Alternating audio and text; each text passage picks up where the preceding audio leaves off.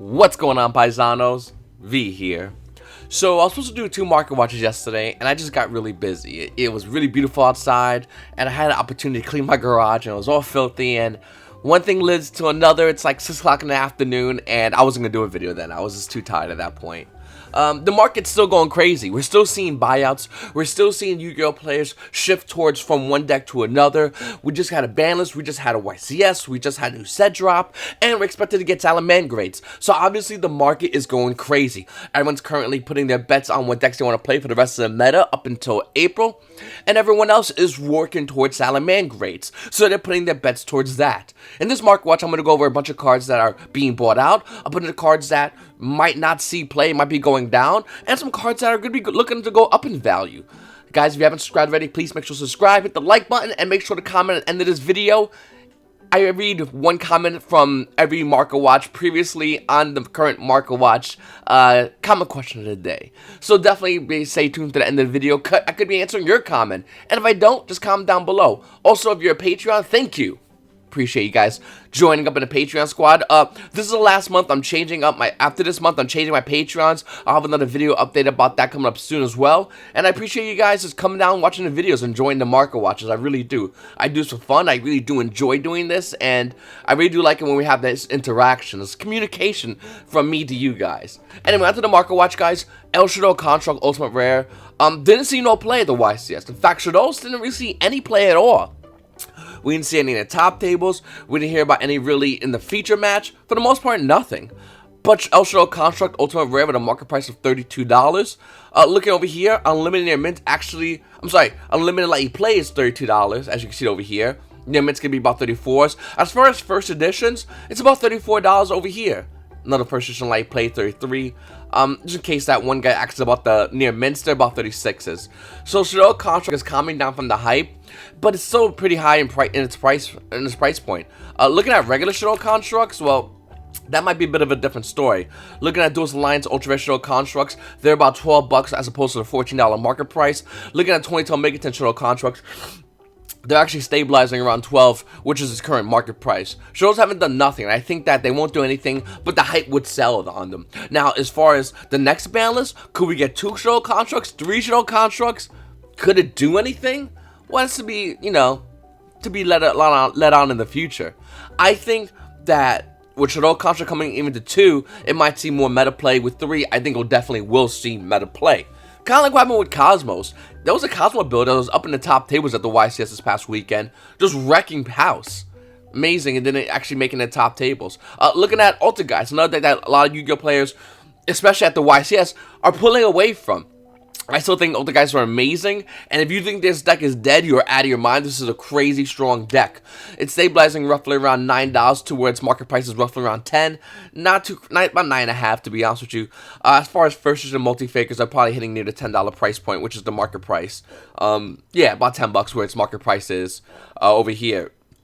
Now, the reason why Altergeist aren't going down in value is because Altergeist players know their deck is still good. Just because your deck isn't highly represented at a YCS and doesn't do anything at a YCS doesn't mean it's not still a tier 1 deck. Respect Altergeist. I keep saying Shadows. Respect Altergeist or you will get wrecked. It's that simple. You think you're going to take those red reboots? Well, you're going to find out real quickly that you're going to want to have them in when you're playing against a Geist player round 8 at a regionals and you're on the bubble and that kid's going to knock you out. I'm dead serious. I think Geist is a real strong deck still. I think with Pot of Extravagance, that just gets better. And I think a lot of Yu-Gi-Oh players are excited about, especially Altergeist players, are excited about Subterra Guru Control.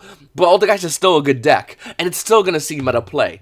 Looking at Kinkiri Starfoils, it's coming back into the market at least. I mean, it's still pretty high in price point for Starfoil Kinkiri. Hopefully Konami makes a super rare Kinkiri, and, next OTS pack, and makes the OT multi.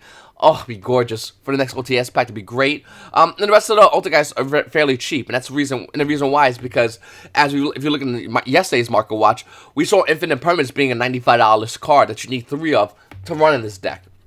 Moving forward, guys, Trap Trick. Almost saw no play. In fact, what did it say? Maybe some side deck play in like two of the, I think, other top tier decks of the YCS. It's almost nothing. Look at that trap check. Its market price is roughly around $31. Unlimited about 34s. First editions are about $35. This card's way too high in value for it to be at this price point. This card will be going down in value. Mark my words. Trap check cannot maintain a high value and not make any kind of meta play in a side deck. We saw this YCS. It did nothing. It's not going to maintain this price point. It's just impossible. Also, I just want to say real quickly, guys, someone can comment this, I would greatly appreciate it. After YCS in Chicago, if you did go, can you just let me know, was there an area for YouTubers can go and record content? Let me know, comment section below. I would greatly appreciate that. Moving forward, Witcher Strike. This card is so highly underrated, it blows my mind. Look at that Witcher Strike, market price of $15, and we're seeing roughly around 15 bucks. It's stabilizing in the market price. I think it's continuing to fall down in value. And the funny thing about Witcher Strike, it's probably my favorite secret rare out of Salvage Strike, as besides like maybe like Pot of Extravagance or Dragon Phantasme. And the reason why is because you play Red Reboot to stop an Altergeist sub-tier player, right? They both have the ability to negate, right? Witcher Strike wins against that matchup. Let me explain. You're gonna play Red Reboot against an Altergeist player, stun them. If you can't kill them, you just gave them an extra trap card, paid half your life points, and said pass turn. Do you want to lose the game? Unless your deck can 100% all the time kill Altergeist, I think Red Reboot's going to be changed for Witcher Strike in the side deck. I think it's a perfect exchange. Because when you clean a field of Altergeist players, when you clean a field of Sub-Terrors, it's game. They can't come back. It takes 2, maybe 3 turns for that deck to start working up a field, depending if the draws are even good. Unless they, of course, top deck Pot of Extravagance and start comboing off and you have no answers. But even then, it's really, I mean, they're going to neg a lot. Look at this card. Your opponent negates as normal, special summon, or negates the activation of any card, which both these decks does. Altergeist Protocol negates, as well as Sub-Terrors negating with Fiendish. You activate Witcher Strike, you clean their board, and then you just go, okay, time to die. Also, another little side note, if you are an Altergeist player or a Sub-Tier player, play Witcher Strike. So when you go into mirror match, as your opponent's playing some wacky, crappy stuff, you flip out Witcher Strike, and you just beat them down, because you clean their board, and you're like, oh, control versus control, but you have no cards? Okay, I guess you just lose the game of Yu-Gi-Oh! Then, because as you're trying to build your turns, I'm going to negate the next card you draw. That's how strong this card is, and this card was not seeing, this card saw 0 play at the YCS Chicago. I'm not even joking with you. This card is the card you want to get. Oh, a little side note, for anyone that's wondering, I'm not sure if I have it on this massive list of cards already. Power Duality's bought out. Ultimate Rare.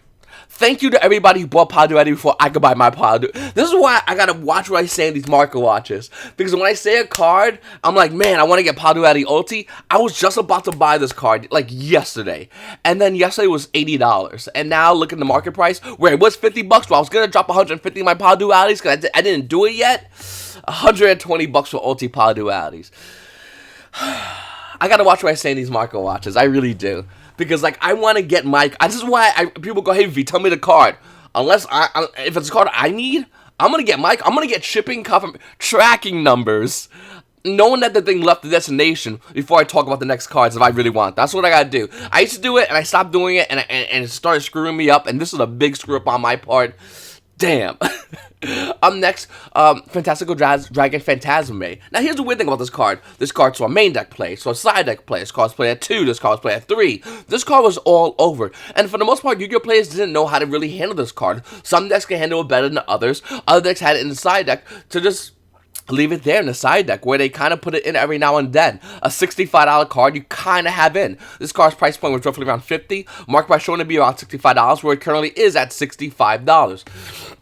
Now, the thing about this card, I think this is a phenomenal card, but definitely does not need to be at this price point. I think Fantastical Dragon Phantasme is going to go lower in value. Even though it's a phenomenal card, unless you can have a deck that can easily abuse it constantly, and be a tier 1 deck overall over the other decks, I can't see it being at this higher price point. This is a great card? Absolutely. Does it deserve to be at this high price point? I know. Up next, Psychic Wheeler. Listen, this card price is about $14 on the market price. We're seeing it roughly around $13. It is dropping, is what I'm trying to show you. It is dropping in value for Psychic Wheeler. Here's the crazy thing. even though BAs didn't have a huge presence as a YCS, the very few BAs that did go, that one of them topped. And as it topped the Mayday too. Anyway, one of them did good. And the thing about BAs aren't even at full power. This deck, with all the hits, with all the noodles, is still wrecking the meta. It's insane. And the thing about BAs and with BA players, BA players don't really don't really sell their cards. They don't sell an ulti tour guide. They hold them. And I'm going to show you in this market watch that more BA cards are still maintaining value. The reason is simple. BA players are waiting for when they get the new support. Remember, they're already doing things right now in the meta. Regionals, locals, this previous YCS. When they get the new cards, I mean, what are we going to do? And the ban list, like the OCG ban list, teeters to BA, allowing BAs to have more Graph, more Seer in their decks. I don't know about that, guys. I think the meta's going to be really wacky soon. It's going to be really fun. But with that said, guys, looking at Psychic Wheeler, a card BAs can easily play, it's actually going lower in value. And it's not that bad of a price point, to be honest with you. I would say wait around $10, but even if you got it for $13, you're not losing out. I think this is a phenomenal card that Yu-Gi-Oh players just aren't focusing on because they're too busy focusing on danger variants and going second builds, which in my opinion is the best way to do it this meta. This is a going second meta. You really don't want to go first unless you're playing Sky Strikers, and even then you better control that field from the word go. If you can, if your opponent goes second and they pass turn, I think it favors Sky Strikers. And I think Sky Strikers are still a phenomenal deck. It's just Yu-Gi-Oh players are realizing the fact that going second, you can get blown out by a lot of these other decks. Going back to Psychic Wheeler, though, and Burning Abyss, this card's a phenomenal card to be used in Burning Abyss. Can be used in other decks, will be used in other decks, but I think Burning Abyss can easily abuse this card. With this card being a $13 price point, I think Yu-Gi-Oh players are going to start realizing this, especially Burning Abyss, and picking up this card, because it's a phenomenal card. I need 2 more for my Burning Abyss deck, and I'm telling you right now, I'm going to get it, because even if it doesn't show play, I think this card can have meta relevance in the future. Moving forward, Dante Traveler Burning Abyss, Duelist Alliance, market price $16, get wrecked, $19, unlimited. First editions are about $23, almost $24 actually. And the funny thing about this card saw almost no play at the weekend. But once again, Burning Abyss players don't care. We're kind of like hero players. And us hero players are kind of like, we just like to buy our cards. Maybe one day we'll be good. BA players are like, bro, same thing, except I'm not selling my cards. Because there's not many Burning Abyss compared to hero players. I say hero players. What I'm trying to say is, Burning Abyss players are holding their cards, waiting for the Dark Neostorm. Burning Abyss will definitely be a meta deck in Dark Neostorm, and it'll be really interesting to see what the ban list does around April to allow Burning Abyss to play more cards. My advice, Konami, you give us Graphic, give us Seer, fully unlock, you hit Dante to 1, and give us 3 Beatrice, and let us play Burning Abyss the way God made it to be. Listen, this price is going to be going higher in value soon, so keep an eye on your Burning Abyss cards. If you don't have it, you might want to consider picking it up or trading it. Target on the Underworld, market price on this card be about $66. Remember when this was $50? Remember when it was a $50 card, ulti? Yeah, it's $62. After this one's gone, it's around $69, almost near $70 where it hits over here. And these are all one-ups. You know, luckily, Target is a one-up. If Target came to 2 off the ban list, this would be sold. The weird thing about Target from the Underworld is it's a reverse Psychic Wheeler, and it's insanely high in price because it's an ulti. Old school ulti from AP6. That's why it's money. Moving forward, guys, Phoenix Random Warrior is another card. I'm not quite sure this card be about $9. We are seeing this card roughly around $8, a little bit less. And it's another card that was just spiked up because of the hype, because of the release of Darkness Neostorm. Aaron went in from Phoenix Random Warrior, that's why it went high in value. Same with Graph and Sid, they're really high in value as well. Trish's Life Stage saw no play. This card's trash. I don't want to say this card's trash. I don't want to say it's trash. It's not as good as the other Trickster Field spell, which is it around here? Whatever. It's not as good as the other Trickster Field spell where we used to have a regular light stage, not live stage. It's a lot of bad cards, so it's not as good. And being the fact that it's not as good, we're seeing roughly around $550 near its market price. It's just stabilizing to Yu-Gi-Oh players until one Yu-Gi-Oh player can top a regionals with this card, and significantly, and give better reasons why this card's better than Light Stage. Corbin, on the other hand, used to be $6. Market price on this card be about $11, and it's actually about $13. Tricksters are kind of back, and it's weird because I think a lot of Yu-Gi-Oh players didn't think Tricksters to be a deck that could come back. You know, with Thunder Dragons and you're banishing, and they're like, okay, I'm going to get free cards. Kind of weird interaction, but Tricksters are back. And they're relatively inexpensive deck, minus the hand traps and all that other jazz. But as a deck core, used to be a little bit inexpensive. Now with Corbin hitting at 13. I only think you need one of these, I believe. I could be wrong, though. But looking at Reincarnation, as you saw yesterday in the Market Watch, it is going higher in value, so it's getting crazy. Start again. Super Anti-Kaiju War Machine Mecha Thunder King. Super Anti-Kaiju War Machine and Mecha Thunder King. Super this card did nothing at the event. Of course it did nothing. It just, the kaijus are good, not this card. That's basically what it comes down to. It's around $7 near its market price. And the thing about Super Anti-Kaiju War Machine Mecha Thunder King, it's nice, but it's not as good. That's what it comes down to. It's like, we only needed kaijus because when you play against strikers, you just give them a kaiju, and you're like, there goes your back row, and then you murder their face. So you don't need Super Anti-Kaiju War Machine Mecha Thunder King at all, unfortunately.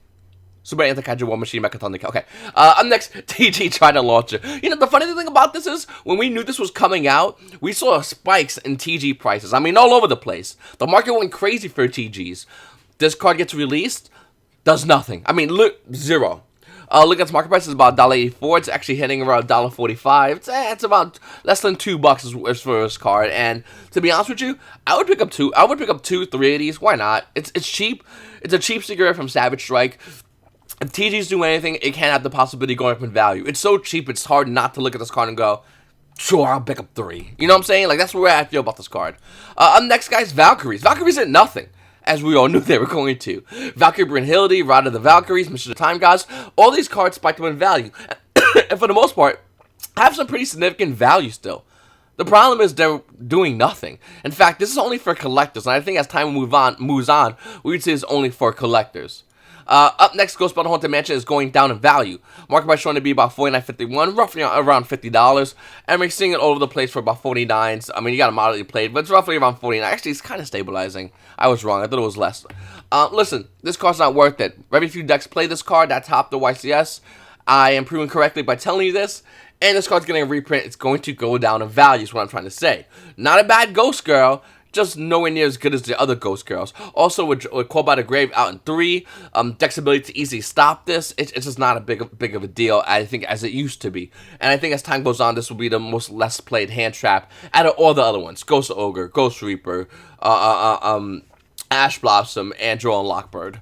Even DD Crow. Nightmare Corruptor, Ibli, or Libli. It has a market price of roughly $32. It's actually roughly around $37. First editions are about $38 to $39.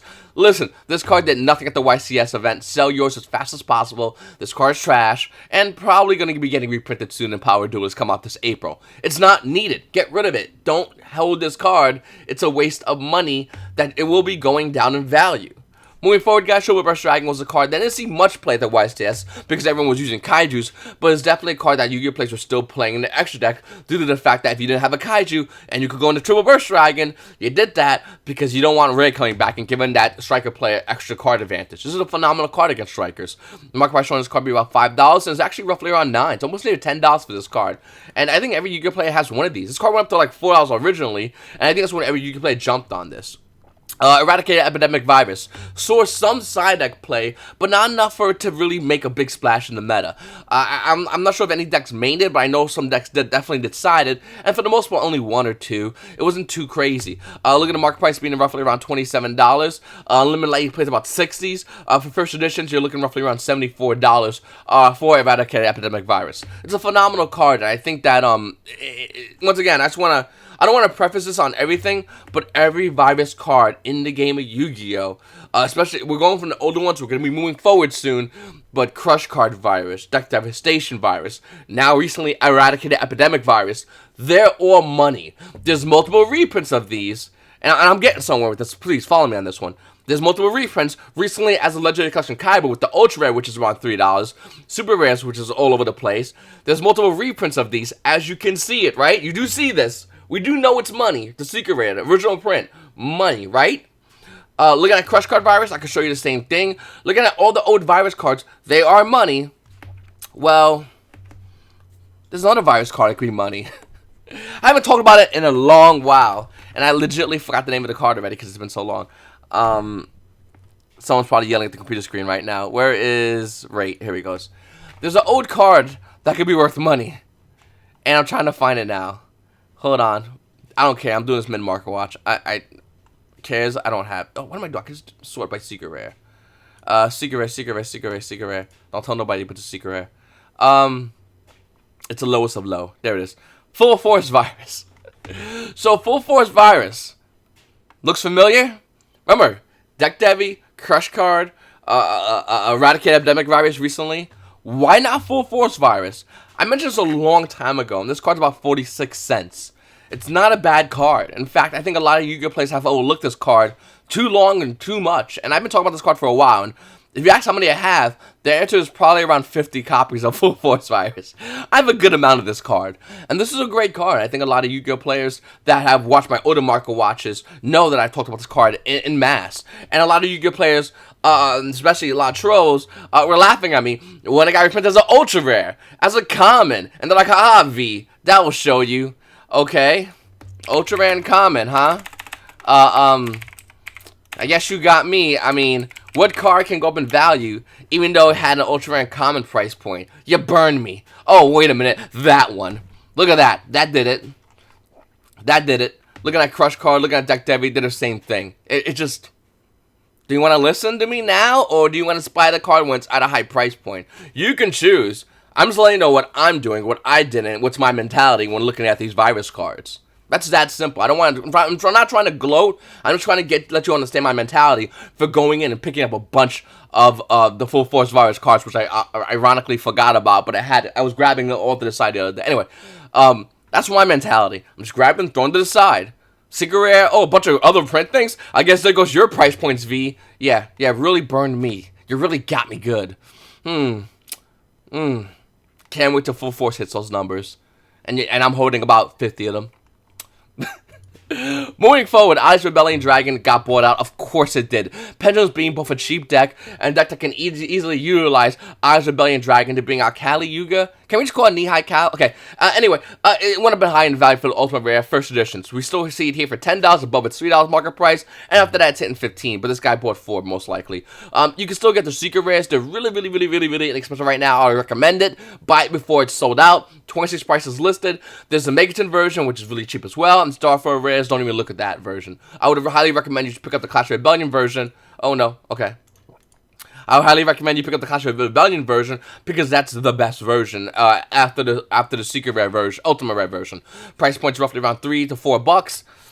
I would recommend you get it as soon as possible before it gets bought out next. Nightmare Griffin was like $10 the other day, and market price wanted to be about $11, but it's actually around $14. This was a $6 to $8 card, and I kept yelling at my camera, which on the interwebs got to you who was watching this, and said, you need to get your Nightmare Griffins. Get your Nightmare Griffins. The card's $14 now. Get your Nightmare Griffins. Unless this card gets reprinted, and all the Nightmares get reprinted in Power Duels, which is a likely possibility, I still recommend you holding a Secret Rare Nightmare Griffin original print first edition, because it will maintain the highest value. Moving forward, guys, Summon Limit. Common. Light Destruction. $3 market price. We're seeing roughly here for roughly around $3. Here's the weird thing about this card. A lot of Yu-Gi-Oh players are debating on playing cards like they're going to be 1. I think for Subterras, every Subterra player is definitely playing in place it goes in, but it's a difference between that can only be 1 and Summon Limit. My opinion, I like Summon Limit more. Summon Limit's new kind of ruling is, if your opponent summon twice in that turn, you flip Summon Limit, locks them out. Sorry, you don't get 2 more summons. Those were your 2 summons. I just activated my card, and my card said throughout the whole turn, bro. Get wrecked. I'm telling you right now, Summon Limit's a phenomenal card to stop dangers, to stop any variant of dangers, to stop Thunder Dragons. Sky Strikers, Summon Limit. Enjoy going into only Kagari. Have fun with that. End game. I'm dead serious. This is a card you want to get your hands on. Hopefully you have it already. I found a bunch of my quarter box. Go to your locals. Dead serious. Go to your locals. Check out your quarter boxes and grab your dollar binds, because a lot of these cards are going to be in the dollar binds. I say this over and over again. I really mean it. One, not to screw with your locals, but to give business to your locals.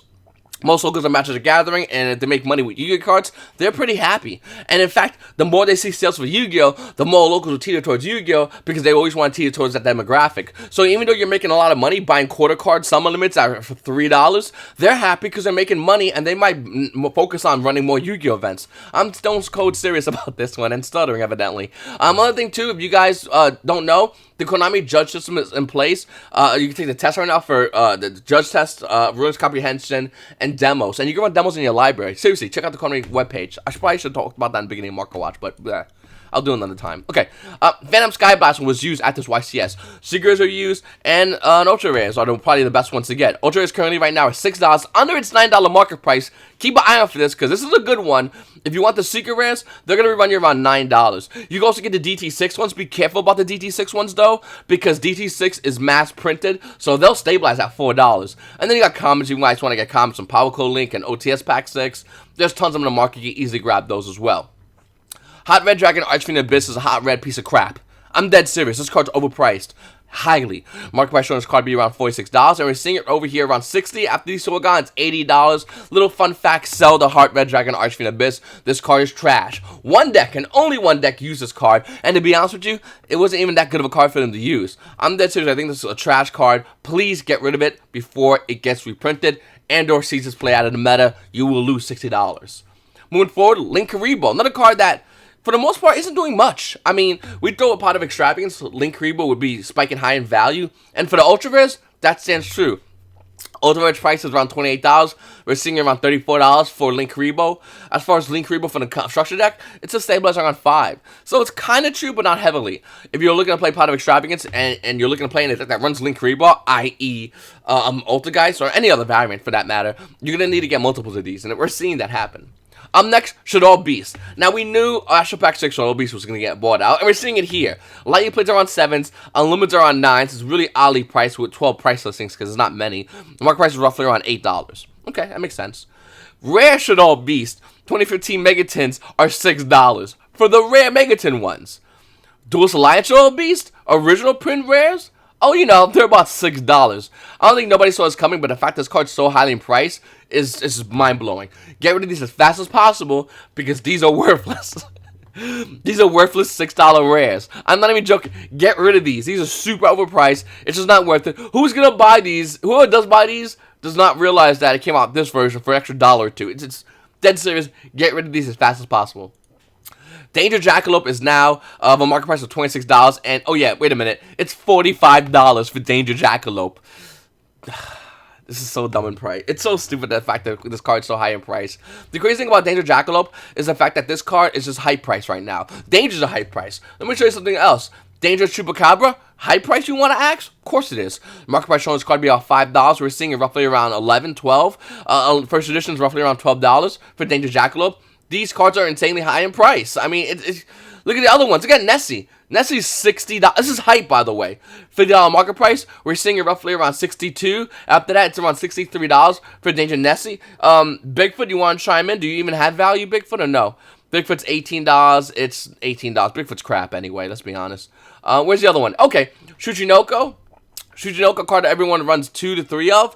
$52 on the market price, and we're seeing roughly around here for $55. So, can we just call Dangers a hype card? I understand Yu-Gi-Oh! Players are really excited because a lot of the decks feature Dangers. We saw Orchestra Dangers. We saw Pure Dangers going second, which is mind-blowing. We saw a lot of decks use Dangers. Well, these are high prices.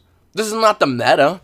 This is the beginning of the meta where Yu-Gi-Oh! Players are making speculations off YCS Chicago, which was a pretty good YCS with a top 32 YCS with 1,500 players. Shouldn't that have been 64? Correct me if I'm wrong. Shouldn't it have been 64? Anyway, but we're seeing the fact that Dangers are seeing a lot of meta play. In my opinion, that's really good for you if you're buying into these cards. Really bad for you if you're not buying these cards and thinking you're going to continue to be a meta deck. And let me explain. We're in a weird pendulum kind of a meta, in which everyone saw Skytrackers do nothing, even though they showed dominance. Altergeist do nothing for the most part, even though there was not many Altergeist players there. A very few Subterrors there did something, but once again, there's very few Subterrors. And we saw a lot of Danger variants. What a prank, kids. And Pendulums. For the most part, Danger variants. And everyone's like, I'm going to pick up Dangers. Okay? Let's see how regionals go starting this weekend, and then next weekend, and the weekend after that. My prediction is we're going to see a lot of Danger decks get wrecked, and a lot of these decks that are considered not to be good, Strikers, Altergeist, Subterrors, on and on and on, they're going to come in there, and they're going to be prepared to play against this Danger matchup. They're going to play some weird cards. I think I'll show you guys tomorrow at my Market Watch one of the weird cards these decks can play, especially Altergeist who procs Multifaker, that can easily just demolish Dangers. If you're looking to play Dangerous and thinking you can still maintain being the top tier deck in the meta, you're out of your mind. If you think that Red Reboot's going to save you, wrong. It's not even good enough. I'm sorry. It just is what it is. And I think these decks are definitely a top tier deck. I'm not trying to crap on you guys if you are buying the Dangerous. Obviously, your deck currently right now is the best deck. Danger, whatever it is the best deck. I will agree with you 100% on that. But if you are that cocky, thinking that you can just roll over the rest of the meta without acknowledging them, you need to respect those decks because they will take wins. And in my predictions, this weekend, we're going to be seeing a lot of these other decks just walk over Danger variants.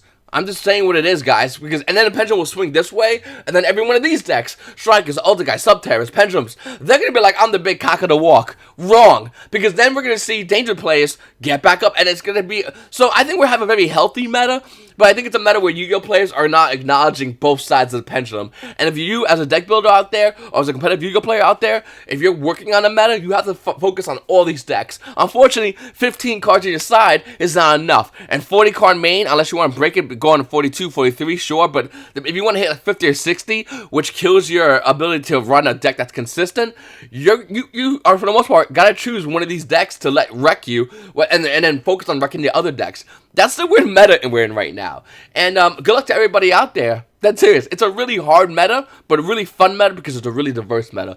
And Yu-Gi-Oh players that are playing with their wallets, buying in Dangers, or if you already have it, good for you, but if you're buying in Dangers, just realize the fact that you are now the biggest target in the meta. And every Yu-Gi-Oh player is working on whooping your ass. Like, every Yu-Gi-Oh player is doing that. So, good luck. By the way, tomorrow I'll have a card to beat up Dangers. It takes 20 cards. That's it. It's one card. It's at 3. I'll talk about it tomorrow, though. Okay, fine. I'll talk about it today. Fine. Fine. You pulled my arm, guys. Mind Drain came out. And by the way, I bought my 3. So I'm good. Mind Drain, which came out of Lord Tachyon Galaxy in 2014 Megatons. This is a super old card. Almost nobody knows about it. There's a lot of listings online right now, and I guarantee you, if you're looking to play Dangers, this is a good card. You see, Mind Drain has a cool little effect, and let's read it. Activate this card by paying 1,000 life points. That's it. The trap card, continuous. Effects of monsters in the hand cannot be activated. Dangers? Hand traps. If you are an Altergeist player, maybe even a Subterra player, you might want to consider playing this card because you just utterly destroyed anything that's running hand traps. And, Dangers. Pretty good. Once again, it came out in Lord Tachyon Galaxy and came out in 2014 Megatons. You want to get your playset as soon as possible. Hurry up. And if you're Altergeist, you get the proc Multi-Faker. So not only are they going to be like, you just stand my face, activate this card, you go, oh, Multi-Faker. So for the cards you do summon that I'm not going to let happen. That's Yu-Gi-Oh! So, I don't know, man. This is a phenomenal card. I think it's a new floodgate entering the arena. I could be wrong. I could be wrong. I don't know. It looks like it does what it does. If it's not good against Dangers, I'm sorry. I do apologize. I just think this is a phenomenal card. And it could be a new floodgate entering the game of Yu-Gi-Oh! To answer both the hand traps as well as the Dangers. We would have to see this weekend. Power Giant got bought out. Market price showing this to be about $2 from the Ultra Rare from Star Strike Blast. Of course it's Star Strike Blast. First edition near mints are about $22, and that's it. There's not many in the market. Now, if you want a regular Power Giant, let's see what we got here for regular Power Giant. And this is only for the Burning Abyss variant that ran Power Giant. It came out Mosaic Rare for like 9 cents. Star for Rare is 15 cents. Bunch of commons. The Ultra Rare version is about $2, so you get the Ultra Rare version of Power Giant. But if you want OTs, you're gonna have to pay a lot more money. It's got bought out. To be honest with you, I'm personally not crazy about the Earth version of Altergeist. I don't think it's that good. I think it's not bad. Not Altergeist, sorry, Burning Abyss. I don't think it's that bad. I just think that other decks can use, Burning Abyss can use other cards a lot more better, to be honest with you. Up next, no, not that card. Pot of Extravagance. So Pot of Extravagance didn't see that much play at this YCS. To be honest with you, I'm dead serious. It did not see that much play at this YCS. And a lot of Yu-Gi-Oh! Players were very skeptical about Pot of Extravagance. I mean, a lot of the decks at top need their extra deck badly. Very few decks don't need an extra deck, and for the most part, didn't have the money to buy this card because it was so high in value. The Subterra deck that topped the YCS event ran 3 Extravagance. Market price of this card is $80, and we're seeing it go beyond that, $82 to $83. I thought it quickly hits $85, $86. Pot of Extravagance is a phenomenal card. Isn't the box pull ratio like 1 Pot of Extravagance per 5 boxes? It's something insane like that. But Pot of Extravagance is definitely a phenomenal card. The problem with this card is it's very expensive, and for the Yu-Gi-Oh! Players that have to get in on this card, is it worth it to combat the meta? with the Pot of Extravagance? That's the question you have to ask yourself. Or are you used to sticking with Pot of Desires, which is a lot more easier due to the fact that I had an ultra printing. Would be great if Konami finally made an ulti Pot of Desires, but you're looking at Pot of Extravagance, we're just waiting for this card to have a reprint, and it's not going to come anytime soon, being the fact that Savage Strike just recently came out. Alright guys, so look at the market, looking at what you guys said over here in the comment section. Bleh, I'm stuttering so much. I've been up 6 in the morning. Baseball Gear says, "Hey V, I have a collector's question for you. When buying collector's cards, is there a big difference in value between German and American prints? If so, why is that?" Well, Baseball Gear, you see, it's really weird of a question you asked me, because I feel like every collector has a different mentality. But my experience from the collectors I dealt with, the collectors that pay a lot of money for Yu-Gi-Oh cards, they want English. They do not want foreign cards. And the reason why collectors don't want foreign cards, because they're not going to be using these foreign cards. I feel foreign cards have more value to Yu-Gi-Oh players who play competitive Yu-Gi-Oh, especially high-end foreign cards, like a German Pot of Extravagance or any of those cards. I feel Yu-Gi-Oh players care about that when it comes down to foreign cards. As far as foreign cards for collectors, they don't want them. It's useless to them. If you have a max rarity foreign Blue Eyes deck to an average collector, they might want it, but to a high-end collector that will pay good money for Yu-Gi-Oh cards, even for old Yu-Gi-Oh cards that just have them thrown to the side, yeah. Oh, those old school collector's cards mean nothing. And that's a big difference between a collector and a player. Because there are players who collect, but they're just straight up collectors. And most straight up collectors that I know pay a lot of money to have a lot of these Yu-Gi-Oh cards to do nothing with them because they don't even want to play them. They don't want to touch them. They just want to have them. They want to own them. They want to reminisce back in the TV show. And that's why when we get the high-end collectors, average collectors that both collect and play would love foreign cards because there's always a mentality of this card like a foreign Harpy's Feather Duster coming off the ban list, and they're really excited about that. But for most high-end collectors, for a real collector does not care about foreign cards. They don't want them. It's useless. Hope that answers your question. I really appreciate the question. Guys, if you have a question, please comment down below in this video. And in my next Market Watch, I'll answer your question. Simple. And if I don't, comment again in the next video. If I see repetitive comments, I'll answer it. Also, Gallo, please stop commenting like wait. Like, please stop commenting so much, Gallo. Please. Just one comment, man. Watch the whole video and comment. Anyway, I appreciate you guys watching my Market Watch. Thank you so much. Please make sure to subscribe. Hit the like button. Like I said, comment below. It's your boy V, and you paisanos, have a great day.